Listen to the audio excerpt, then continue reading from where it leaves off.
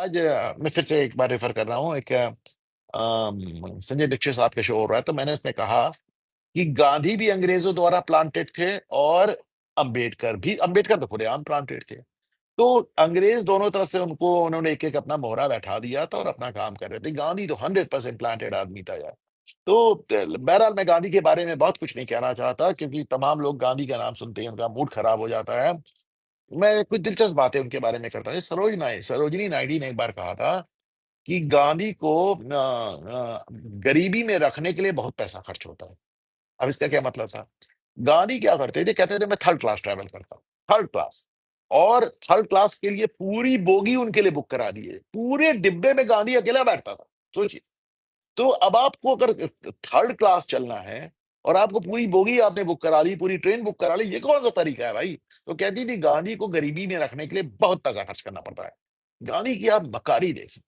बंदे को दूध का शौक था, लेकिन वो गाय का दूध नहीं पीना चाह रहा था। क्यों? क्योंकि मुसलमान गाय काट रहा था। और अगर गाय का दूध वो पीता तो मुसलमान को वो जो गौ माता वाला कंसेप्ट आ बकरी का दूध पी रहा था। हालांकि उसने मुसलमान तो बकरी भी काट रहा था, लेकिन वो बकरी का दूध पी रहे। और उनके बकरी को काजू बादाम खिलाया जाता था। वो विदेश जाते थे तो ड्राई फ्रूट्स खाती थी वो, और विदेश जाती थी गांधी के साथ। तो ये जो नंगा फकीर जिसको कहा जाता है, ये बहुत ही एक इनकी तो मक्कारी की कोई सीमा नहीं है साहब। एक बात और मैं जो गांधी की अग्री करता हूं जिससे, गांधी ने कहा था स्वतंत्रता के बाद कांग्रेस को खत्म कर देना चाहिए। और बहरहाल नेहरू कहाँ खत्म करने वाला था? मैं आपको बार बार बताता हूँ कि जो हमारा पहला चुनाव हुआ था उसमें तो कांग्रेस के खिलाफ इतनी ज्यादा लहर थी, इतनी ज्यादा लहर थी, क्योंकि देश का बंटवारा हुआ था, लाखों लोग मारे गए थे। तो वो तो नेहरू ने चुनाव चुनाव पे कब्जा किया था। अभी आपको याद होगा पिछली बार हमारे यहाँ किसी ने कमेंट किया था, उनका मैंने कमेंट दिखाया था। वो बता रहे थे कि उनके पिताजी बताते थे कि कैसे चुनाव पे कब्जा हुआ था। तो गांधी जाके उन्होंने कहा, मैं नहीं मानता हूं कि मोहनदास करमचंद गांधी चाहते तो कांग्रेस खत्म नहीं होती, लेकिन उनको कुछ बातें कहने की आदत थी, कह दिया उन्होंने। बहरहाल उनकी ये उम्मीद किसी हद तक मुझे लगता है राहुल गांधी के हाथ पूरी हो जाएगी। इस कदर मतलब जो चीजें, और मैं किसी पे नहीं जाता कि फलाने ने लिखा है या ढिकाने ने लिखा है, गांधी जो खुद लिखा है उन्होंने अपनी पुस्तकों में, एक्सपेरिमेंट ट्रुथ के अलावा जो उन्होंने ऑटोबायोग्राफी लिखी, सब उनको पढ़िए तो आपके कानों से खून आने लगेगा। मतलब उनकी पड़पोती मनु, और बताइए अंडर एज आप उसके साथ निर्वस्त्र होकर, उसको छोटी सी आपकी पोती और पड़पोती को आप निर्वस्त्र करके अपने साथ लेटाते थे। आपके आश्रम में जो आदमी 16 वर्ष की उम्र में बाप बन गया, जिसकी इतनी लंबी शादीशुदा जिंदगी रही, जिसने चार चार पांच पांच बच्चे पैदा किए, वो सबसे कहता था शादी मत करो, शादी मत करो, शादी मत करो। सब साबरमती आश्रम में रहने की शर्त ये थी कि पति पत्नी साथ नहीं रहेंगे, पति अकेला रहेंगे और पत्नी गांधी के साथ रहेगी। क्या सोचें? अपने मित्रों की पत्नियों को वो कैसे बताते हैं, और देखिए कितना परवर्जन है, कितना उनको लिखा हुआ मैं कल स्क्रीनशॉट दिखाऊंगा या पढ़ के सुनाऊंगा आपको। कितने परविजन, कितने डिटेल में कहते हैं कि औरतें झिझकती थी लेकिन मेरे कहने पे वो निर्वस्त्र हो जाती थी। अरे शर्म से डूब मरिए भाई आप। मतलब दूसरों की पत्नियों के साथ आप ऐसे और निर्वस्त्र होकर उनको नहलाना, उनके साथ सोना, और उनका पति उनके साथ नहीं लेट सकता। जयप्रकाश नारायण जैसा आदमी जब विदेश जाने लगा तो उनकी पत्नी थी प्रभावती, तो वो गांधी के पास छोड़ गया। लौट के गांधी के आगे गिड़गिड़ा रहे थे जयप्रकाश, मेरी बीवी को वापस दे दो। गांधी की बीवी नहीं लौटा रहे थे। ये तो बंदे का हाल था साहब। और पत्नी का क्या हाल किया? जब मैं उनकी किताब पढ़ता हूँ एक्सपेरिमेंटल ट्रुथ, तो मैं देखता हूँ कि सब कस्तूरबा के बारे में बताते हैं कि किसी एक ईसाई की टॉयलेट साफ करने के लिए उन्होंने कस्तूरबा को लगाया था। तो उसमें वो लिखते कि कस्तूरबा मेरे कहने पे टॉयलेट साफ तो करती थी ईसाइयों का, लेकिन उसके चेहरे पे थोड़ा गंदा भाव आता था। तो मैंने कहा तुम खुशी खुशी क्यों नहीं करती हो? मैंने कस्तूरबा को 2 थप्पड़ मारे और उसका हाथ पकड़ के उसको घर से निकाल दिया। सोचिए। ये गांधी। कस्तूरबा जब मर रही थी, उनका लड़का अच्छे से में तुरंत तुरंत पेंसिलिन आई थी, जिन्होंने फिर तो करोड़ों जाने बचाई तब से अब तक। बहरहाल पेंसिलिन तब तक आई थी, तो पेंसिलिन लेके इनका लड़का आया कि साहब इनको पेंसिलिन, डॉक्टर ने कहा इनको पेंसिलिन दे दी ठीक हो जाएगी।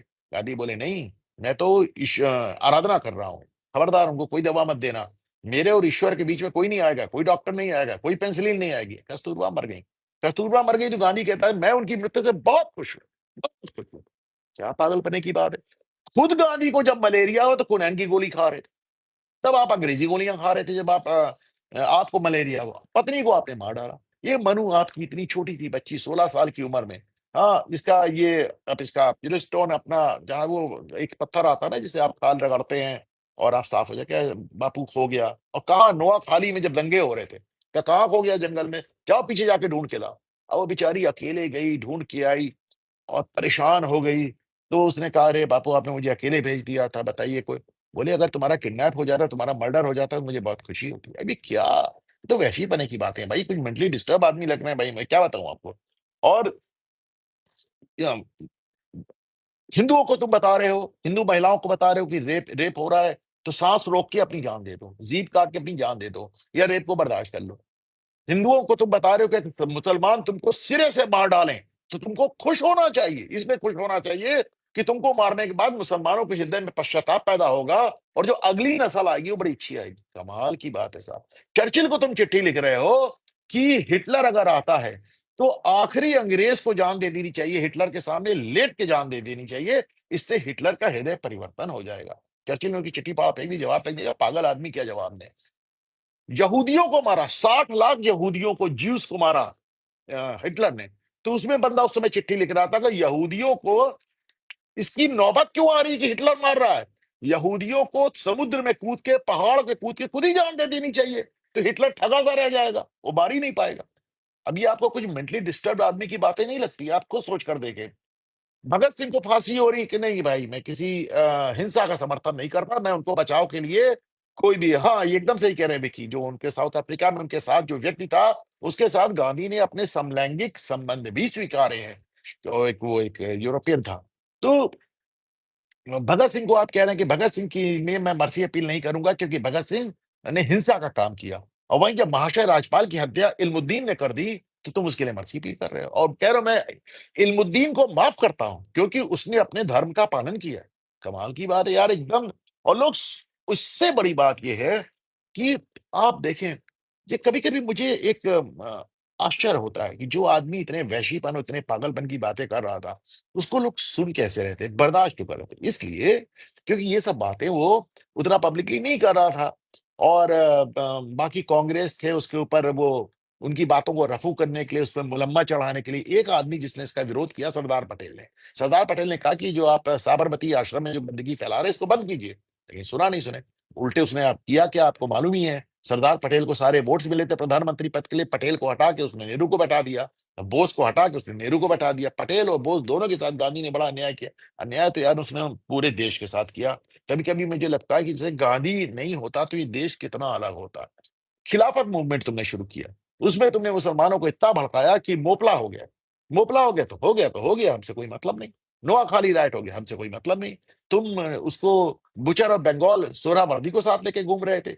तुमने दो लोगों को कहा कि हिंदू मुस्लिम यूनिटी के एम्बेसडर, यानी हिंदू मुस्लिम एकता के दूत। एक जिन्ना को कहा, जिन्ना की हरकतें देख ले।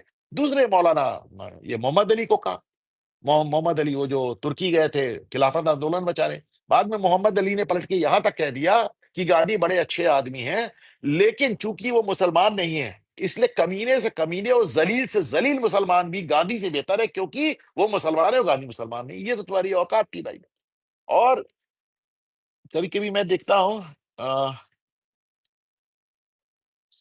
देख रहा था कोई पॉइंट, बहरहाल गांधी के बारे में क्या ज्यादा बातें करें। अच्छा, उनका वो जो अनशन वाला धमकी, अरे भैया कभी, अरे इतना मक्कारी, कभी तुमने अंग्रेजों के सामने क्यों नहीं अनशन किया? मैं आमरण अनशन पे जा रहा हूं, अगर अंग्रेज देश नहीं छोड़ेंगे तो मैं मर जाऊंगा। अरे कह के देखते ना, जिस समय बंगाल में अकाल पड़ा था, यहां से ब्रिटिशर्स ने भेजा कि साहब बंगाल में अकाल पड़ा है, तो चर्चिल ने वहां से पूछा तो गांधी जिंदा कैसे है, गांधी मरा क्यों नहीं? कभी तुम जिन्ना के सामने अनशन करते? ए मेरे भाई जिन्ना जैसे बोलते थे, ए मेरे भाई जिन्ना, अगर तुम पाकिस्तान मांगोगे तो मैं अनशन करूंगा। जिन्ना कहता अरे कल मरते हो आज मर जाओ। तो भैया तुमने जिन्ना के सामने अनशन नहीं किया, तुमने अंग्रेजों के सामने अनशन, तुमने जब अनशन किया हिंदुओं को ब्लैकमेल करने के लिए, सिर्फ हिंदुओं को ब्लैकमेल करने के लिए। ये क्या कैसा अनशन है? मतलब ड्रामे की एक लिमिट थी और लोग आ भी जा रहे थे इनके ड्रामे में। तो कहते थे कि पाकिस्तान मेरे मुर्दा शरीर पे बनेगा। पाकिस्तान भी बन गया और तुम यहाँ बैठ के रघुपत राघव राजाराम, और रघुपत राघव राजाराम भी पूरी मुझको भजन याद नहीं है, लेकिन पूरा एक हमारा एक अच्छा सा भजन, हमारे ईश्वरों का भजन, उसको काट के तुमने ईश्वर अल्लाह राम रहीम पता नहीं क्या क्या उसमें घुसड़ दिया तुमने। वही ईश्वर अल्लाह अभी कश्मीरी बच्चों ने गा दिया, तो महबूबा मुफ्ती ने कह दिया तो इस्लाम पे हमला। ये तो तुम्हारे मतलब, कभी कभी मुझे लगता है जैसे एक साइकोपैथ टाइप के थे, क्या थे, हमारी समझी के बाहर है भाई। और इतनी सारी बातें और लोग उनको बर्दाश्त भी कर रहे थे, बापू बापू। और उसके बाद गांधी का जो महिमा मंडन हुआ, दो तीन कारणों से हुआ। पहली बात, गांधी की कोई औलाद राजनीति में नहीं थी। अगर गांधी की कोई औलाद राजनीति में होती तो नेहरू की कांग्रेस उसको भी धो डालती, लेकिन चूंकि उनका कोई वंशज ऐसा नहीं था जो नेहरू के लिए चुनौती बनता, इंदिरा के लिए चुनौती बनता, गांधी मरे चले गए खत्म हो गए, तो उनकी काली रंग की एक मूर्ति बना दो, हर साल उसमें मूर्ति जो है, फोटो चढ़ा दो, माला चढ़ा दो, और बापू बापू करो, क्योंकि उनके कोई राजनीतिक विरासत नहीं थी। नंबर एक। नंबर दो, गांधी का नाम इतना ज्यादा सिर्फ इसलिए लिया जाता था क्योंकि गांधी की वजह से ही नेहरू को जस्टिफाई किया जाता था। नेहरू को तो एक भी वोट नहीं मिला था ना 15 में से, एक भी वोट। 13 पटेल को मिले थे, दो ने कह दिया था हम हमारे कोई इंटरेस्ट नहीं। तो गांधी को आगे करके नेहरू को जस्टिफाई किया करता। गांधी का नाम लेके इंदिरा गांधी को, फिरोज गांधी को, राहुल गांधी को, सोनिया गांधी, सबको गांधी नाम मिल गया। और सबसे बड़ी बात, गांधी का अहिंसा अहिंसा इसलिए इतना चिल्लाया जाता है कि हमारे स्वतंत्रता सेनानी जो हमारे क्रांतिकारी थे उनको कोई भी क्रेडिट ना मिले। चंद्रशेखर रावण इसको कहता है आजकल हमारे जो चंद्रशेखर आजाद थे, उनकी मां को तुम्हें डकैत की मां कह के कांग्रेसियों ने गांव से निकाल दिया। एक भगत सिंह के परिवार को छोड़ दे तो किसी भी क्रांतिकारी के परिवार का क्या हुआ हम नहीं जानते। आपने उनको पेंशन तक नहीं, उनको आपने क्रांतिकारी तक नहीं माना। तो क्रांतिकारियों का रोल पता ना चले। और हकीकत ये है कि भाई वो एटली आए थे ब्रिटिश प्राइम मिनिस्टर, उन्होंने आके कहा था हमने तो बोस से डर के, हमने तो क्रांतिकारियों से डर के भारत छोड़ दिया। गांधी वो तो स्पेंट, इनके लिए कहा जाता है स्पेंट बुलेट, ये नहीं वो स्पेंट बुलेट। वो किस लायक थे? असहयोग आंदोलन फेल होने के बाद जाके इतिहास पढ़िए, गांधी ने कुछ किया ही नहीं। तुम तो उल्टे अंग्रेजों को सपोर्ट करते थे, फर्स्ट वर्ल्ड वॉर में सपोर्ट किया, सेकंड वर्ल्ड वॉर में सपोर्ट किया, तुम्हारी वजह से हमारे 60 लाख आदमी गए। तो विचित्र टाइप का आदमी था। मैं तो क्या बोलूं, कभी कभी ये जरूर सोचता हूँ, लोग कहते हैं अगर मुगल नहीं आए होते तो भारत कैसा होता, फलाना होता। मुझे लगता है सिर्फ गांधी नहीं होता तो भारत कैसा होता। अगर हमारा बंटवारा होता भी तो जिस तरह होता आप जानते हैं। ये मेवात में भी इतना दंगा हुआ कि गृह मंत्री को ये कहना पड़ा कि साहब हमको लगता है कि इसमें एयरफोर्स का सपोर्ट लेना पड़ेगा। सोचिए, क्यों? मेवात में करीब करीब 100% मुसलमान है। ये मेवाती जितने थे सब के सब पाकिस्तान जा रहे थे। ये बंदा दिल्ली से मेवात गया था उनको मनाने के लिए, तुम पाकिस्तान नहीं गया ना मेरे भाई। तो ये इस टाइप का आदमी है, इस टाइप का आदमी था। मैं ईमानदारी से सोचता हूँ कि भाई अगर मोहनदास करमचंद गांधी नहीं होते तो इस देश का एकदम ही अलग स्वरूप होता, एकदम ही अलग स्वरूप होता। तो हमारे लौह पुरुष की क्या समस्या रही होगी, अरूप घोष पूछ रहे हैं हम, हमारे पटेल साहब की, कि वो उनके सामने नतमस्तक हो गए। देखिए तब तक गांधी का महिमा मंडन इस कदर हो चुका था। मुझे तो देखिए ये भी देखिए, जैसे ही गांधी आया, जिस समय गांधी आता है भारत, उस समय भारत में सबसे बड़ा लीडर कौन था? लोकमान्य तिलक। लेकिन गांधी के आने के 2 साल के अंदर तिलक की मृत्यु हो जाती है। I will not be surprise, मुझे कोई आश्चर्य नहीं होगा अगर भविष्य में कोई आदमी शोध करके निकाले कि तिलक की भी हत्या हो गई और गांधी सबसे बड़ा लीडर हो गया। तो अब वैसे भी सरदार पटेल बहुत ही शालीन, बहुत ही शरीफ। देखिए सरदार पटेल को जिस समय विदेश पढ़ने जाने का मौका मिला था तो उनके बड़े भाई ने कह दिया कि मैं जाना चाहता हूं, तो वो पीछे हो गए, अपने बड़े भाई को दे दिया। उन्होंने जिंदगी भर ये किया, तो उनकी शराफत, उनकी शालीनता उनके आड़े आ गई।